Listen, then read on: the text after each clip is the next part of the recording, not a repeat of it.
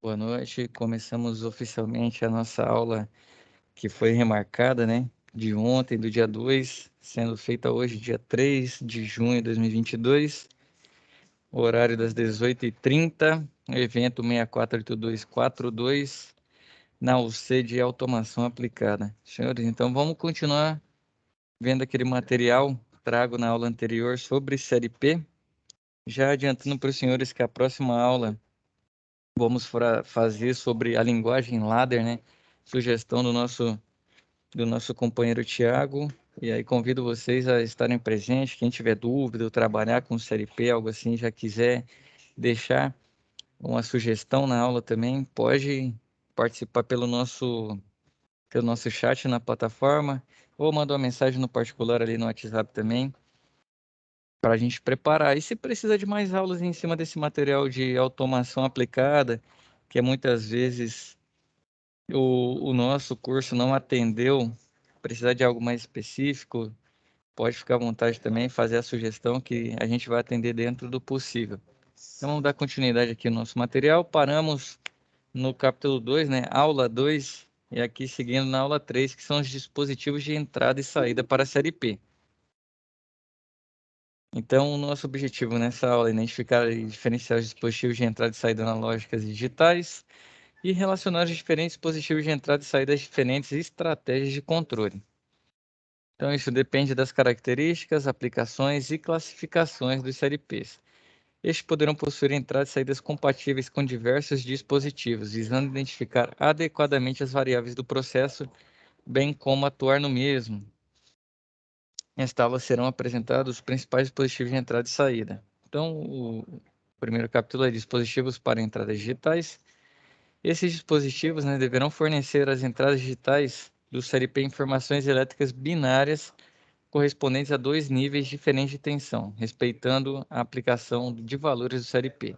Então, se você vai ter um dispositivo de entrada, ele tem que variar de acordo com o CLP. Vamos dizer que é um CLP de 0 a 12 volts para corrente contínua, então o seu sensor tem que respeitar essa variação. Agora você tem um CLP de 0 a 24 volts corrente contínua, você também vai selecionar esse dispositivo de entrada conforme os níveis de tensão. Então aqui o exemplo, né? Podemos ter 0 volts, volt, né? Não é no plural, me perdoem, 0 volt para baixo nível, que seria desativado ou desligado, e 24 volts CC de corrente contínua para alto nível, que seria ativado. Então, como exemplo de dispositivos para entradas digitais, temos os interruptores, botoeiras, chaves fim de curso, termostatos, pressostatos, sensores digitais capacitivos, indutivos e fotoelétricos, conforme a figura 1. Então, aqui na figura 1 nós temos um interruptorzinho com a chave, né? Esse o segundo é a botoeira, o terceiro é um fim de curso de rolete e o outro, eu já não me lembro o nome, me perdoem, mas são fins de curso. O quarto, um termostato. Um quinto, esse é um pressostato. Esse sexto, um sensor indutivo. Colei aqui agora, não vou mentir não. Um sensor indutivo. Então, são aplicações, são, né, dispositivos aplicados aí para entradas digitais. Então, ele varia entre normalmente aberto e normalmente fechado. E ele só movimenta, não, só informa tensões de modo binário. Então, seria de 0 a 24 volts, conforme o exemplo. A aplicação destes dispositivos, né? Consideremos um CLP controlando o funcionamento de um elevador de carga. Nesse sistema existem botoeiras para chamar o elevador e para enviar a carga para outro andar, bem como chaves fim de curso para detectar a posição do elevador em cada andar. Dessa forma, considerando os contatos da borneira e chave fim de curso como normalmente abertos, se pressionarmos as botoeiras ou o elevador, tocar, né, na chave fim de curso, o CLP receberá um sinal elétrico correspondente à amplitude da tensão que alimenta o circuito de entrada. Essa informação elétrica é interpretada pelo CLP em função do programa, como a solução para subir e descer o elevador ou parar em determinado andar. Prática na nossa área, vou trazer a experiência que eu tive essa semana aqui. Um exemplo, um chiller.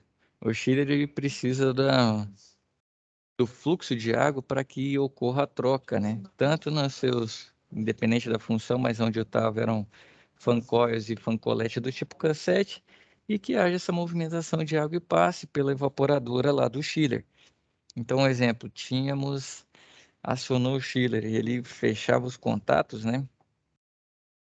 Para acionamento das bombas. Caso uma bomba dessa parasse, e o Chile já recebia de volta a informação de que ele deveria apresentar um alarme e parar também. Então, de certa forma, é o CLP que faz essa comunicação. Lá nós tínhamos bombas, tínhamos chaves de fluxo, pressostato, termostato, os fan coils e fan coletes também, que conversavam entre eles justamente essa questão dessas variações dentro do processo. Então, colégio, por exemplo, apresenta um erro se não houver variação de fluxo. Essa variação de fluxo não ocorre quando a bomba está desligada. E com a bomba desligada, o chiller também para. Então, assim, o CLP consegue receber todas as informações, processar e enviar sinal em suas saídas, né? O que, que deve ser feito, o que cada parte vai fazer. Então, é um ser praticamente pensante. Ele só não toma decisão diferente do que foi programado. Então, se você programou, fez o projeto certinho, você vai ter a sua aplicação na prática da forma como programado.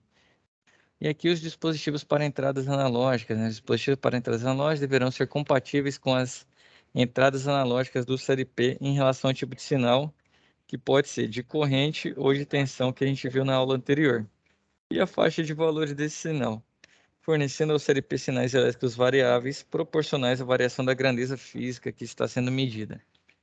Como exemplo de dispositivos para entradas analógicas, temos potenciômetros, sensores de pressão, sensores de vazão, sensores de distância, termospares e etc.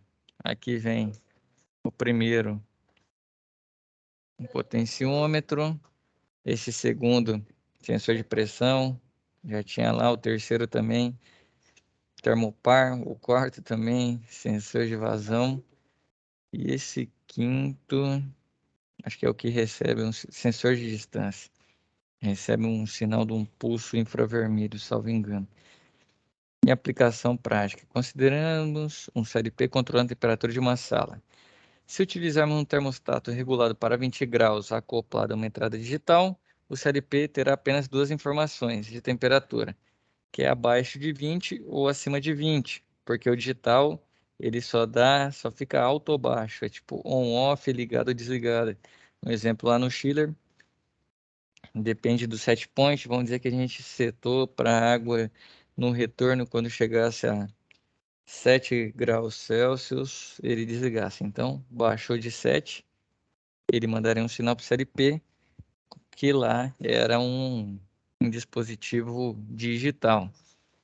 Agora tem a questão do dispositivo analógico que ele regula. Então, de certa forma, quando passa essa vazão, por exemplo, pelo sensor de vazão, que é o laranjinha aqui na imagem, não sei se está laranja ou amarelo, ele pode ter uma regulagem de abrir inteiro e até totalmente fechado. Mas nisso são várias posições que ele pode parar, né? Para ele ter um fluxo maior ou um fluxo menor na troca.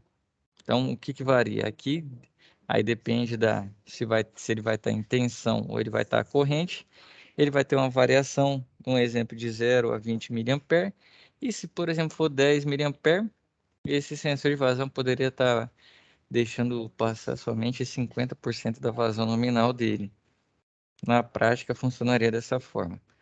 Então, vou ler aqui, né? Terminar, perdoe. Então, se ele vai receber só as informações, né? Se fosse um de entrada digital, o termostato, abaixo de 20 ou acima de 20, que ele permite a utilização da estratégia de controle on-off, mas não permite a utilização de estratégias de controle mais sofisticadas, como proporcional, integral ou derivativa.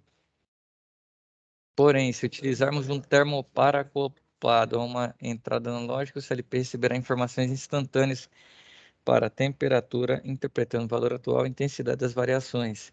Isso permite um controle mais preciso da temperatura, onde, dependendo da saída do CLP, poderão ser utilizadas estratégias de controle proporcional, integral ou derivativa. Então você imagina, você tendo, no caso lá o nosso chiller não tinha, né? Eram compressores convencionais. Mas se você tiver um com compressor inverter, então se você tiver um dispositivo de entrada digital, você não vai conseguir fazer a variação em cima do seu inversor de frequência.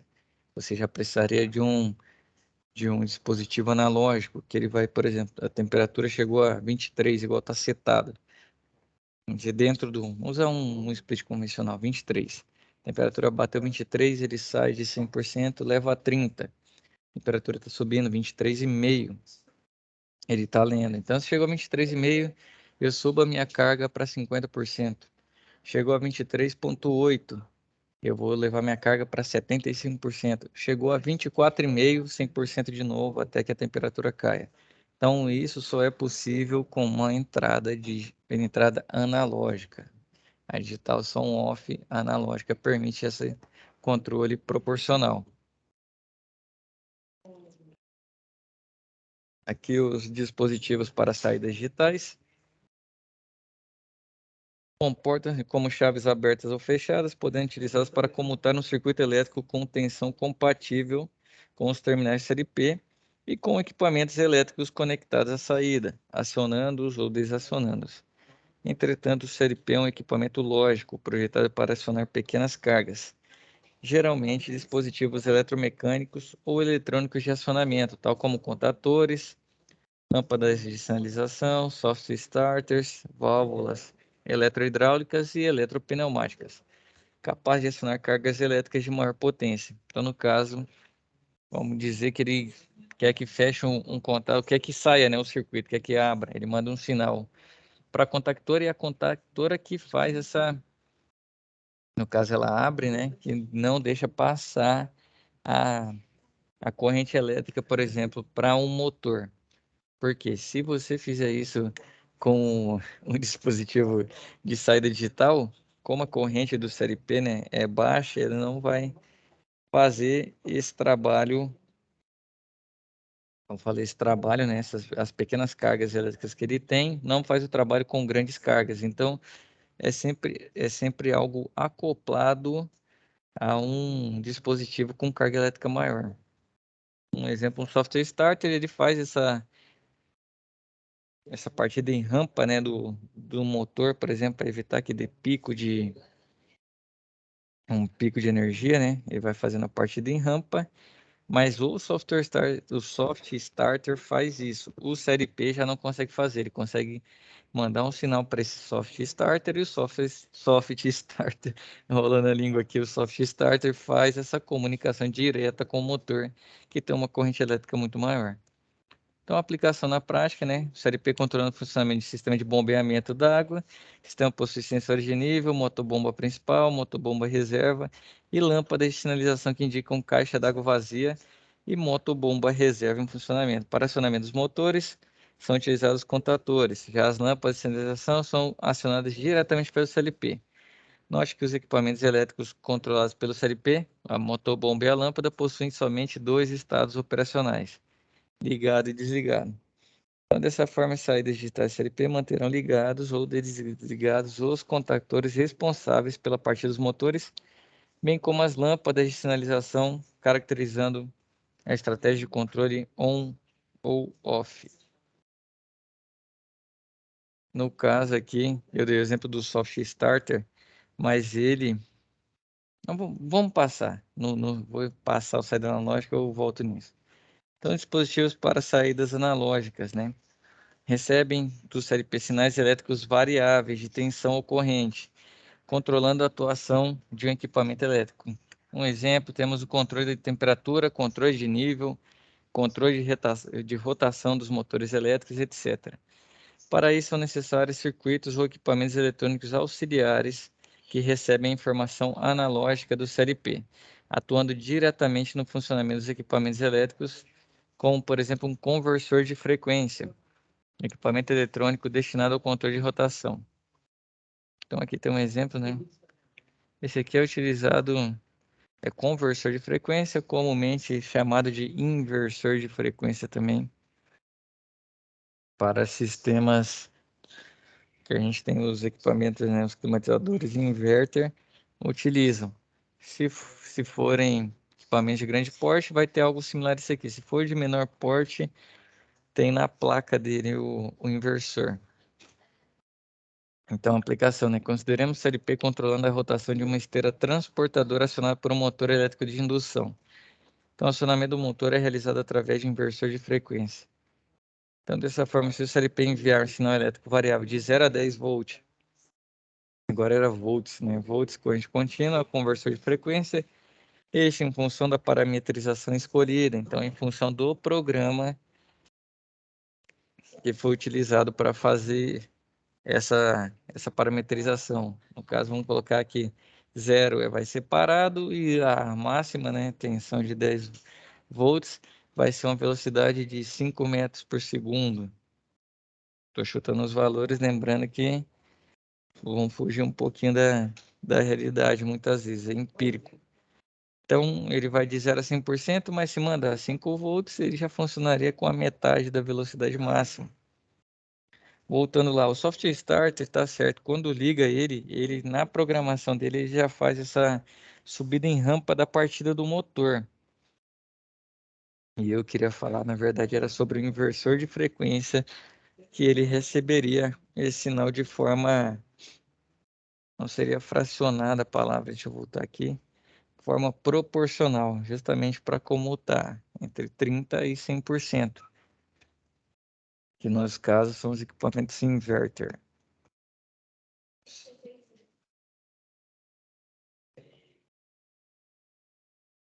Segundo,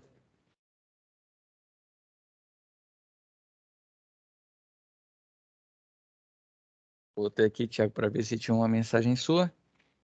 Então, aqui, voltando à nossa aula, é o capítulo 4, que vai trazer instalação e programação do Série P. Aqui vai trazer um pouquinho do ladder, Thiago, né? As funções básicas, tudo mais, mas não entra, de certa forma, no ladder desde o começo, né? Que seria o caso. Aqui traz uma outra função, mas não vai evoluir tanto.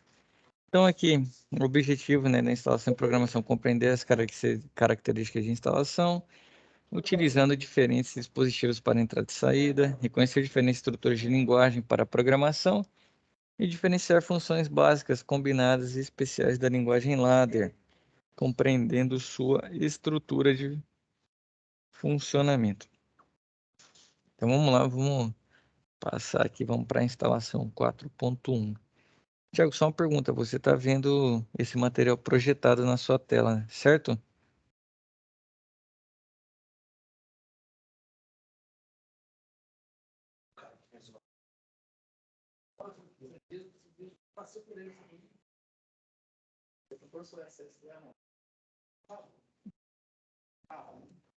Tiago, se não estiver vendo, você me avisa, cara, porque já foi todo esse tempo de aula e nem conferi contigo, mas eu creio que tá na sua Sim, tela, tá na tá? minha tela, sim. Pode ficar Bom tranquilo. demais. Obrigado, Thiago. Então, vamos lá, instalação, né? Para o entendimento de um modelo genérico de instalação de um série P, consideremos um série P com alimentação de 24 volts corrente contínua, que possui 8 entradas digitais, 2 analógicas de 0 a 10 volts, 4 saídas digitais a relé e 2 saídas analógicas de 0 a 10 volts. Então, aqui a primeira figura, né? Vão ter 3 entradas digitais, uma entrada analógica, 3 saídas digitais e uma saída analógica. Então, aqui tem as entradas, ó, I1 e 2, ele disse que teríamos 8, né? Entradas digitais, segue aqui na parte de cima.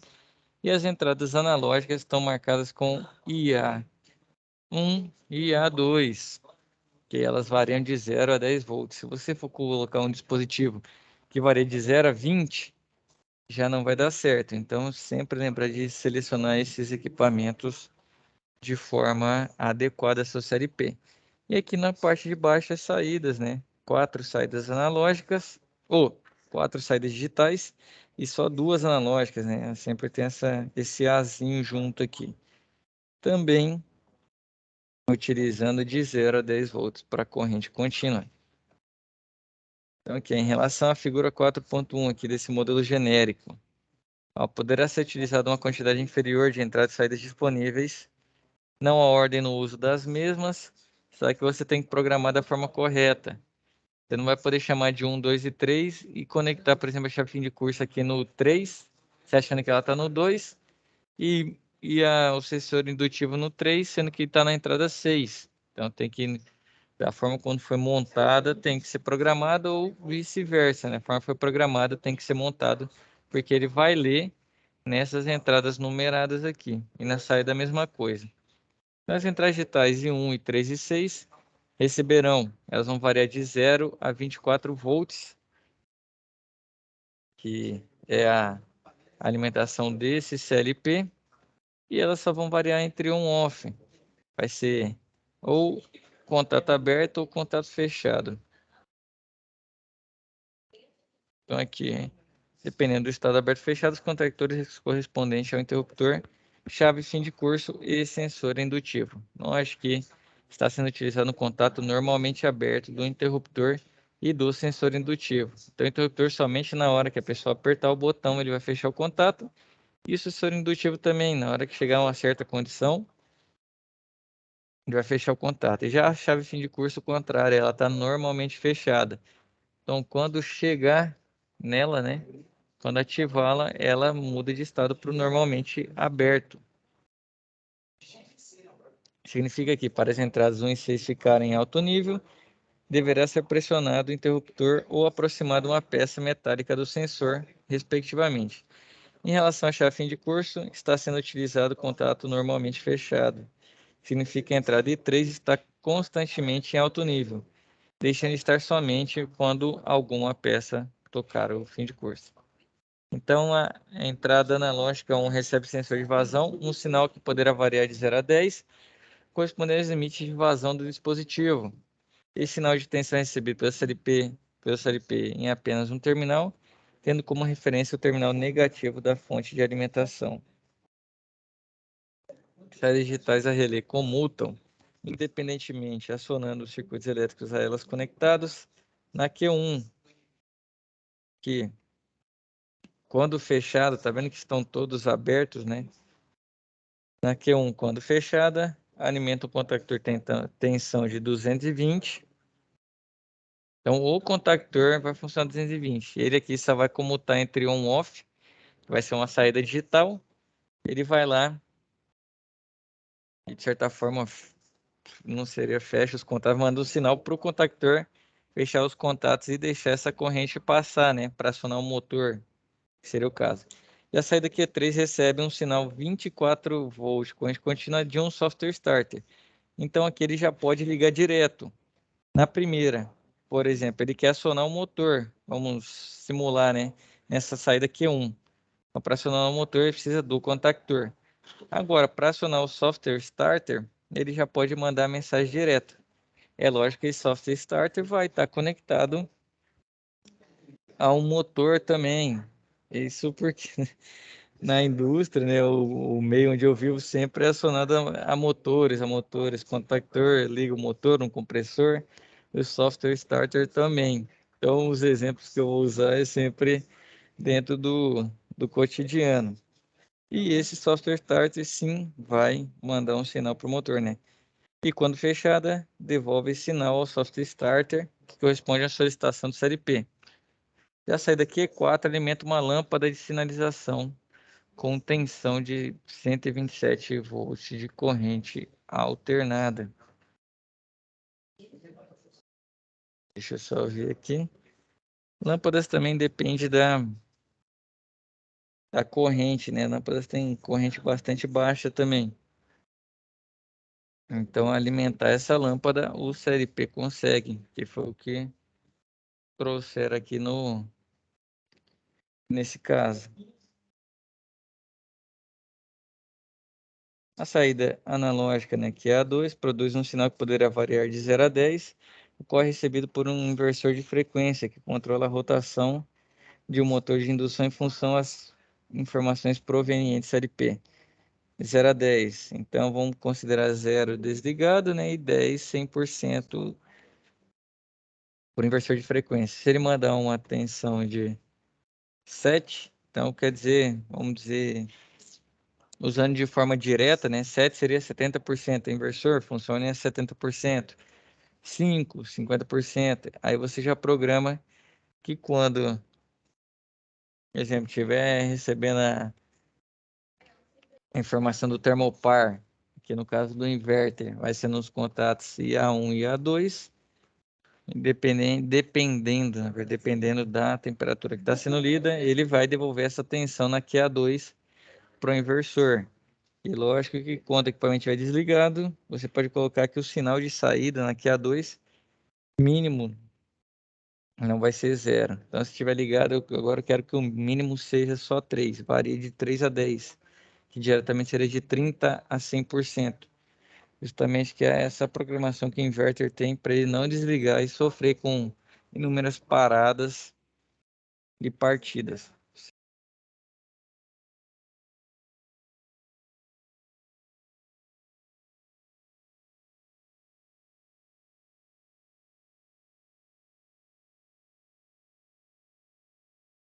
O CDQ2, né, vai produzir um sinal de 0 a 10, ocorre recebido conversor de frequência e controla a rotação de motor de indução em função das informações provenientes da IP. Então, essa programação varia de 0 a 10, mas depois que ligou, eu não quero que o sinal de saída seja só de 3 a 10, para justamente não desligar. E aí entra o CLP e a programação que vai ser feita.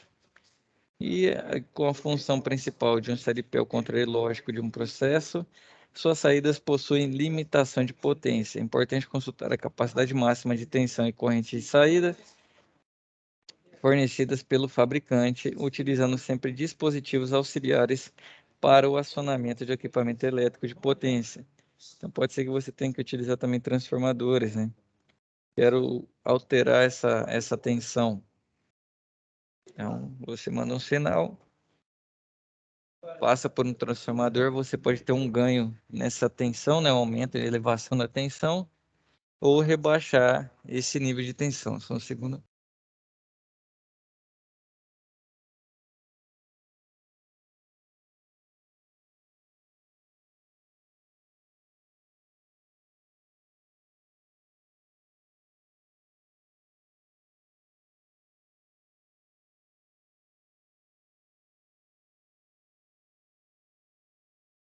Thiago, só um segundo de novo.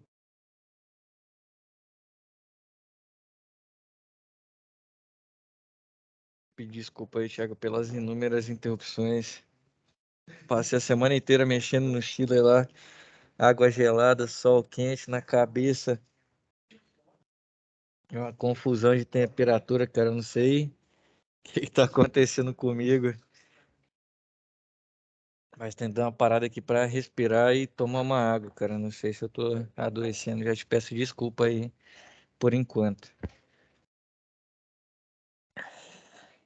Então, a questão da programação, né? Vamos dar sequência. A programação de CLP está diretamente relacionada à configuração de instalação.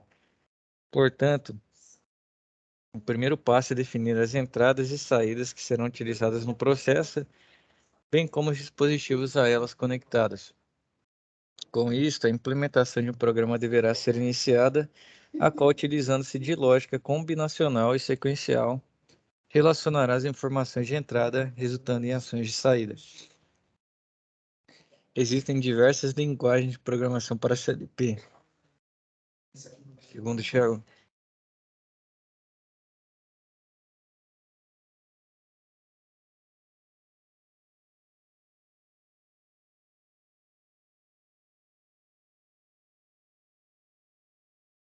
Então, vamos lá. Perdão de novo. Existem diversas linguagens de programação para CLP, as quais, utilizando um conjunto de símbolos, blocos, figuras, comandos, etc., permitem ao programador manifestar as relações entre as entradas e saídas do CLP. Então, na atual geração, né, são empregadas linguagens de alto nível e possuem uma série de instruções de programação pré-definidas. Isso aproxima as linguagens de alto nível da linguagem humana, facilitando assim o trabalho do programador.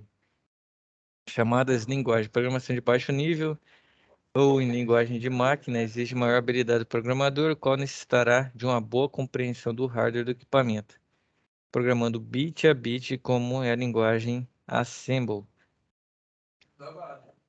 Então aqui já vai trazer três linguagens de alto nível, né? A linguagem de blocos lógicos, então aqui é a entrada 1 e 2, se a entrada 1 e 2 uma chave E, C1 ou CI1, né? O CI2 estiver não estiver recebendo sinal, ele passa para o Q1, seria essa linguagem em blocos lógicos. Aqui é a segunda nível de linguagem, né? Uma linguagem descritiva, CI1 igual a 1, ou CI2 igual a 1, então Q1 igual a 1. Lembrando que aqui são entradas digitais, né? I1 e 2. Se uma das duas, não precisa ser as duas, né? Se uma das duas estiverem recebendo esse sinal de alto nível, né? No caso, for uma entrada digital de 0 a 24, estiver recebendo 24 volts corrente contínua, se um dos dois estiver, você vai deixar, você vai mandar o sinal para o dispositivo de saída, que também é digital, né? Que é só Q1. A tensão de saída, que no caso, vamos dizer 0 a 24 também, você vai ter a saída de 24 volts de corrente contínua. Aqui o descritivo, né? C, I1 igual a 1, E. Na verdade, você já me pergunta, me desculpa, Thiago, que se fosse ou, né? C, I1 ou I2. Aí, se qualquer um dos dois tivesse, ele ia mandar o sinal de saída. Como é E, precisa que os dois estejam recebendo o sinal de alto nível, os 24 volts que a gente usou de exemplo. Então, se I1 e I2 estiverem recebendo 1, né? Que na linguagem binária só varia de 0 a 1, recebendo o alto nível, então, né, então Q1 também vai receber. E aqui embaixo em ladder, a entrada I1 aqui, e aqui tem que ser E, né, porque tá na mesma linha, tá em série. I1 e I2, então o final, né, sempre vai estar à direita ali, o que que você quer como saída. No caso, o Q1 recebe. Só um segundo. Então, praticamente o ladder, ele aqui vai dizer, né, ele reproduz a estrutura de um diagrama elétrico, na qual a combinação de contatos abertos correspondente às entradas permitirá energizar uma determinada carga que corresponde à saída. Então imagina que tivesse aqui tá um contato normalmente aberto, vamos imaginar. Então chegou tensão no I1, então é como se juntasse. Você está vendo meu mouse aí, né, Thiago? Creio que vai estar. Então fechei aqui o contato, tá vindo, a corrente. Chegou no I2, se ele não está funcionando, então, consequentemente, o Q1 não vai funcionar. Tá aqui o I1 funcionando, fechou o contato, fechou a linha, né? Trazendo de forma mais prática. I2 também, então a corrente consequentemente chegou no Q1. Se fosse uma chave OU, então eu teria o I1 em cima e aqui uma linhazinha, lembrando o paralelo, né? Aqui embaixo teria o I2. Então, se o caminho não foi por aqui, ele tenta o desvio. Se o I2 estiver funcionando, ele vai chegar à ativação desse Q1. Lembra muito o circuito. Então, tenta trazer de forma mais tátil, né? A linguagem ladder. Lembrando, I1 e 2 aqui no nosso diagrama, que vai ser na linguagem, são as entradas digitais. Se fosse IA1, entrada analógica. Q1, saída digital. Se fosse QA1, saída analógica.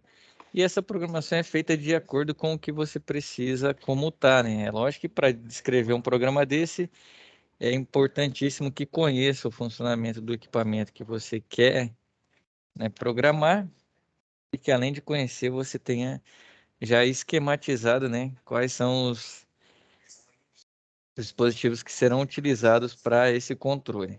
Em função da proximidade da linguagem ladder com a lógica de relés, amplamente utilizada no surgimento do CLP, essa se tornou-se uma das linguagens mais empregadas pelos fabricantes.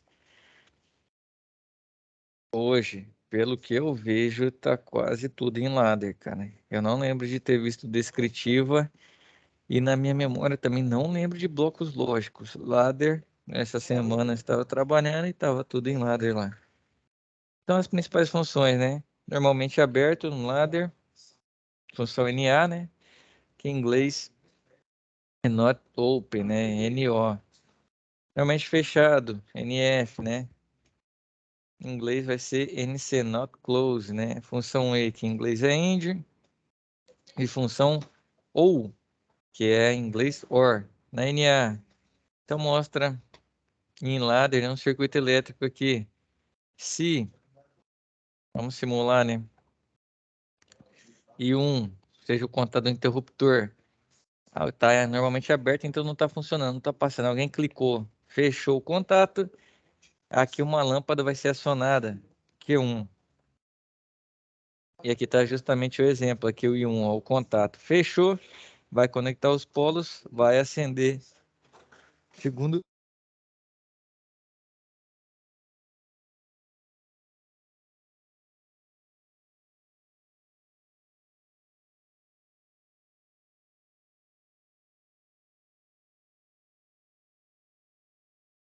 o diagrama elétrico nesse circuito. E aqui embaixo a conexão no CLP. Você vai conectar esse 1. E aqui o contato, tá vendo que é uma corrente alternada, que é uma fonte de corrente alternada que vai passar por essa lâmpada. Aqui já é a função NF. Então aqui já normalmente fechado, né? O I1 normalmente fechado. Vamos imaginar o contrário, se fosse um exemplo daquelas. Deixa eu pensar. Você lembra um exemplo aí, Thiago? Algo que já fica fechado e quando toca ele abre o contato. Então seria algo que funcionasse o tempo todo e quando alguém apertasse, ele parasse de funcionar. Vamos dizer um fim de curso de elevador, né? Chegou, tocou no andar, vamos colocar uma chave fim de curso no térreo. Tá normalmente fechada, tá passando corrente, motor funcionando. Chegou na fim de curso, ela vai abrir o contato. E quando ela abrir o contato, o motor vai parar de funcionar. Com isso, o elevador para no andar. Então, observe que na NF o estado de saída digital é inverso da entrada digital. Assim, quando o I1 estiver em alto nível, a saída Q1 estará desativada. E quando o I1 estiver em baixo nível, a saída Q1 estará ativada. Então, está aqui um exemplo. Ele também utilizou, de certa forma, uma lâmpada, como se estivesse acionado o tempo todo. E quando alguém apertasse, né, uma botoeira, ou isso pode ser qualquer outro, um relé fotoelétrico, um sensor fotoelétrico, que recebe esse sinal, mudaria o estado. Então, quando utilizar o NF, né, normalmente fechado, ou em inglês, né, que é o NC, né, deixa eu voltar aqui, e não é not close, agora nem me vem a palavra, mas é normally, eu não lembro mais em inglês, mas não é not, né, então é normally open ou normally close. Então, quando estiver, vai comutar esse estado, né, e vai mudar. Se estiver em alto nível, a outra vai estar em baixo nível, e assim vice-versa. E agora a função E que a gente viu lá no começo, né? Então precisa que o I1 e o I2 estejam em alto nível para que o Q1 também esteja. Se for o contrário, né? Só um dos dois não vai funcionar. Então os dois têm que ter alto nível, Q1 também é alto nível. Lembrando que pode mudar, né? Aqui você pode ter um I1 normalmente fechado e I2 normalmente aberto. Então quando os dois, né, receberem essa questão, um estiver em baixo nível e um estivesse normalmente fechado, e teria que estar em baixo nível e o dois em alto nível para o Q1 funcionar. Então, lembrando que essas comutações são variáveis de acordo com a programação que a gente quer fazer. Então, tá aqui, ó, os dois normalmente abertos. Então, aqui, ó, entrada em 1 e 2 normalmente aberto. E o Q1 para acionamento da lâmpada. Agora o OU. Lembra que eu te disse, Thiago, que vem uma linhazinha abaixo? Lembra um circuito paralelo? Então, se ele vem aqui no I1, não está em alto nível, ele tenta no I2. Se o I2 tiver, o Q1 vai funcionar. Ou se só o I1 tiver e o I2 não, também vai funcionar. E se os dois tiverem? Se os dois tiverem, salvo engano, também vai funcionar, né? Chaveou o estado de saída, dependendo da combinação das centrais digitais. Assim, quando I1 e 2, ou ambos, né, estiverem em alto nível, a saída Q1 estará ativada. E se somente que o I1 ou I2 estiverem simultaneamente em baixo nível, ela será desativada. Então, precisa que os dois estejam embaixo. Se um dos dois estiver, ela está ok, está funcionando.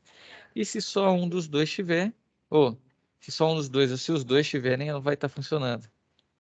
E aqui uma combinação, que já chega a parte de baixo, né? Então aqui já tem normalmente aberto para o I1, normalmente fechado para o I2, o Q1 funcionando. Então tem que acontecer o contrário. Tem que acontecer o I1 está em alto nível, o I2 em baixo nível, para o Q1 está em alto nível, né? Está ativado. É o que vai dizer aqui, I1 em alto nível, I2 em baixo nível. Se for o contrário, não vai funcionar. Aqui em paralelo. Em paralelo. Se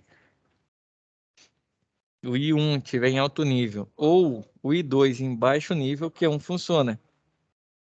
Ou se essas duas condições forem atendidas. Pode ver que no diagrama aqui já muda, né? A chave OU. A chave E, que é a redondinha, e a chave OU, aqui já com esse desenho, lembrando um diodo, né? Com uma curvinha. E aí vamos ter funções especiais, e assim vai, Thiago. Estava trazendo para você função 7. Então, aqui a função obriga o estado de memória ou de saída CLP a ficar ativada. Observe que na função 7, o estado da saída digital depende de uma informação provinda da entrada digital. Quando eu estiver em alto nível, a saída Q1 também ficará em alto nível. Note que mesmo quando a entrada I1 voltar ao baixo nível, a saída Q1 permanecerá em alto nível, usando necessariamente uma outra função para desativar a saída. Então aqui independe, ó. Vamos dizer, foi para alto nível 1, apertei a botoeira. Ele entra aqui no M1, será a memória, né? 7, setou a memória. O I1 vai para o nível alto e isso o Q1 é ativado. O I1 saiu, foi para o baixo nível. Se você não fizer outra programação, esse equipamento não vai parar de funcionar pelo 7, né? A função 7. Esse tipo de acionamento aí seria um tipo de acionamento só por pulso, né? Isso, exatamente. Apertou, vai. E aí ele continua funcionando. Vamos dizer, por exemplo, você diz uma barreira de laser, de Os colegas infravermelho. os colega lá do serviço falam que esse tipo de comando aí é uma borda de subida. Só sobe, né? Exatamente. Ele não desce mais. Borda de Isso. subida, né? Você E o trabalhou com o que, preset, Thiago? e o preset é a borda de descida. Eu trabalho atualmente com instrumentação. Aí a gente trabalha com equipe também de automação, né? Aí assim, Uhum. acaba que concilia um pouco de informação. Você não pode faltar nenhuma aula então, cara, pra você vir trocar figurinha com a gente, hein? Porque sempre tem alguém muito Então, safo numa área, né? é Esse verdade. cara não pode faltar não na matéria que ele é Esse, o brabo. a primeira aula eu não consegui ir, cara, mas eu vou me esforçar para ir nessas duas últimas que a gente tem agora, dia 11 e dia 25, né? É porque a primeira Isso. aula, dia 28, eu estava de plantão no serviço, aí eu não consegui ninguém dos colegas para suprir a minha vaga lá, para ir no meu lugar, aí eu tive que ficar. Sim. Mas tranquilo, isso aí a gente concilia e resolve. Show de bola. Então, para que, usando o termo técnico aqui que o Thiago trouxe para a gente, né? Para que a borda de subida saia, né? Pare de operar, precisa de uma borda de descida, que seria essa função reset, né? Note que a diferença é justamente aqui o S de set e o R de reset. Então, quando o I2, né, estiver em alto nível, o M1, né, função que seria a borda de descida, né, porque é um reset, ele vai fazer a borda Q1 ir para o baixo nível e assim desligar.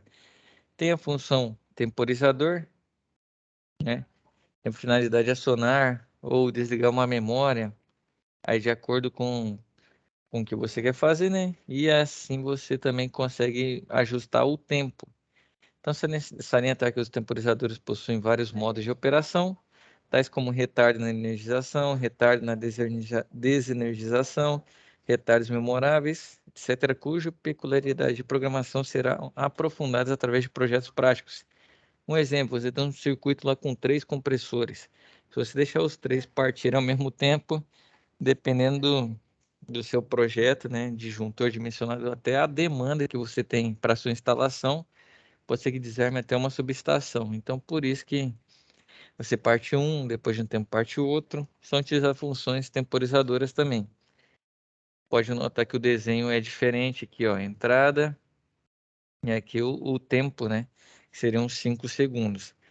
Então, pode ser um retardo na energização, né? O temporizador foi configurado na função temporizador com retardo na energização. Então, a saída Q1 será acionada um certo tempo depois que a entrada I1 estiver em alto nível. Aqui setado para 5 segundos. Então, I1 vai para alto nível, ativa o temporizador começa a rodar o tempo, e depois que esse tempo se encerra, ele vai lá e aciona o Q1. Então, aqui, ó, acionou o T1, depois disso, depois desse tempo de retardo, o T1 aciona o Q1 e o Q1 entra em operação. Segundo, Thiago.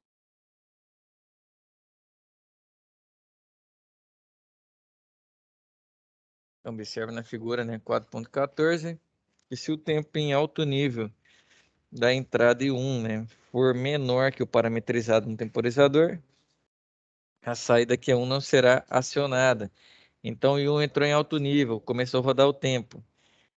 Ele saiu do alto nível, o Q1 não aciona. Então, para que a Q1 seja acionada, é necessário que a entrada I1 permaneça em alto nível por tempo superior ao parametrizado, o tempo T. Então, observe ainda aqui no retardo, né? No modo retardo, quando a entrada I1 for para baixo nível, a Q1 também sairá, né? Será desenergizada. E aqui o retardo na desenergização. Quase não sai, né? Já é o contrário.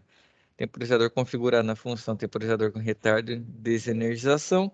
A saída Q1 será acionada imediatamente quando a I1 ficar em alto nível. Entretanto, quando a I1 for para baixo nível, a saída Q1 permanecerá acionada pelo tempo parametrizado.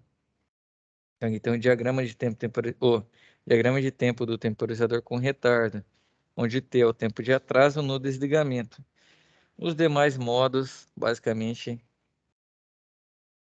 partem basicamente desses 2 tipos de retardo. Então, aqui tem a função contador também. Vou passar rapidinho aqui, Thiago. Vou até te pedir desculpas porque tem outra web aqui na sequência 19:30, mas eu ficaria devendo, eu vou colocar esse material ali, que tem essa breve introdução, né? Função contador. E aí vai de acordo com aqui as subidas, né? Igual você trouxe a borda de subida, ó, vai mudando. Que seria também uma parte em escada, né? Aqui ó, vai subindo nível, e pode ter também como falou, acionamento em escada e até o desacionamento em escada também. E tem a função relógio, que vai ter uma memória e uma função setada em cima do horário. E assim vai, são as principais funções. E depois na aula 5, né, tem um projeto com controlador. Sei que é um assunto que você gosta. Vou colocar na plataforma esse material aqui para você dar uma conferida também, Thiago. Combinado. O material que eu estava vendo daí, ele é muito interessante. Ajuda bastante a gente. Fechado. Eu creio que com o conhecimento que você tem aí, você já está um cara safo na área, trabalha com o pessoal e com material bom vai somar bastante aí no seu conhecimento na prática, né? Vai aliar com a teoria. Certo, Sim, Thiago? a gente tem muito a aprender, né? A gente, todo tanto que a gente sabe ainda não é suficiente, a gente não é, né, detentor do conhecimento, mas todo conhecimento é sempre bem-vindo, né? E até eu fiquei enchendo seu saco aí do pessoal não aparecer, que eu geralmente nas outras turmas, né, que o pessoal aparece, eu sempre falo, né? Todo dia que eu venho aqui eu aprendo alguma coisa, cara. Tem sempre alguém melhor que eu em algumas áreas, né? Ou talvez vai ter sempre um melhor que eu em todas as áreas do nosso curso, né? E Verdade. eu sempre venho aqui aprender, ó. Você já trouxe um conhecimento novo e assim vai. Por isso que eu gosto muito que o pessoal venha na aula, né? Que além da participação, da gente saber como tá cada um, ter esse contato, também traz conhecimento, né? Uma coisa aqui que você trouxe pra gente, os outros colegas, se não assistirem essa aula, não vão ter essa oportunidade.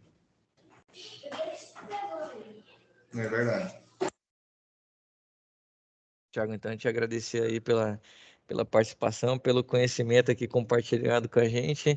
Estou à disposição lá, meu rei. Precisar, eu agora tive fora do estado uma missão extraordinária aqui, mas eu tô de volta. Precisar aí, estou à disposição. Fechado?